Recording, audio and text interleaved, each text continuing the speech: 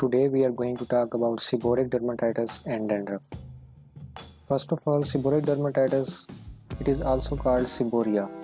It is a papulosquamous dermatitis on sebum-rich areas of scalp, face and trunk. It can be acute or it can be chronic and often coexists with psoriasis. Now we will see clinical findings of the seborrheic dermatitis. Scalp, face, chest, back, umbilicus, eyelid margins and body folds have dry scales or oily yellowish scurf in seborrheic dermatitis. Pruritus is a variable finding. Patients with Parkinson's disease, HIV infection and patients who became acutely ill often have seborrheic dermatitis. Now we will see the sign and the symptoms of the seborrheic dermatitis.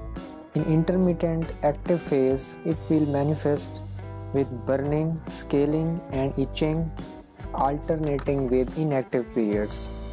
Activity is increased in winter and early spring season, with remission commonly occurred in summer season. Candidal overgrowth can be there and there can be potential secondary infection in intertriginous areas. Now what are the physical findings? Scalp appearance ranging from mild patchy scaling to widespread thick adherent crust. How to diagnose a seborrheic dermatitis or seborrhea?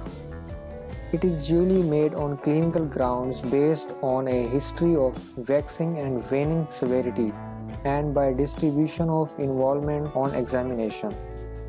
A skin biopsy may be needed in person with exfoliative erythroderma and fungal culture can be used to rule out tinea capitis. At the end, we will see the treatment of the seborrheic dermatitis in different areas of the body. First of all, treatment of seborrheic dermatitis of scalp.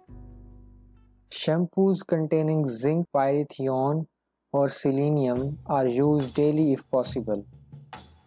Ketoconazole shampoo 1% or 2% can be used twice weekly alternatively.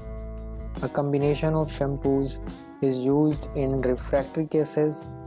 Tar shampoos are also effective for milder cases and for scalp psoriasis. Topical corticosteroid solution or lotions are then added if necessary and are used twice daily.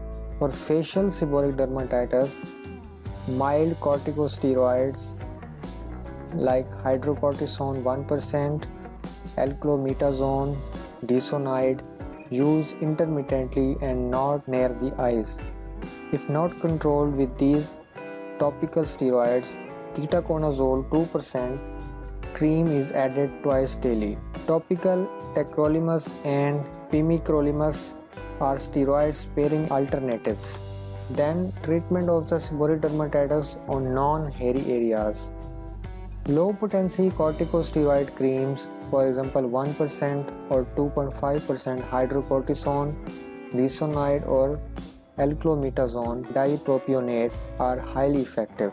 Then we see the seborrheic dermatitis treatment of intertriginous areas. Intertriginous areas are those areas where two skin areas may touch or rub together, for example axilla of the arm, anogenital area, skin folds of breast and in between the digits.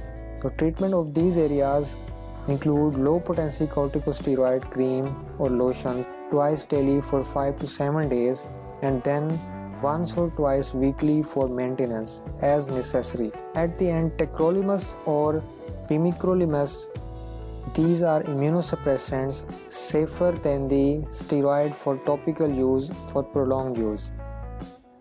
Topically may avoid corticosteroid atrophy in chronic cases. For eyelid margins seborrheic dermatitis, it is called marginal blepharitis. It is usually respond to gentle cleaning of lid margin nightly as needed with undiluted Johnson & Johnson baby shampoo using a cotton swab. What is the prognosis of this disease, seborrheic dermatitis? Tendency is for lifelong recurrence. but individual outbreaks may last for weeks, months, or years.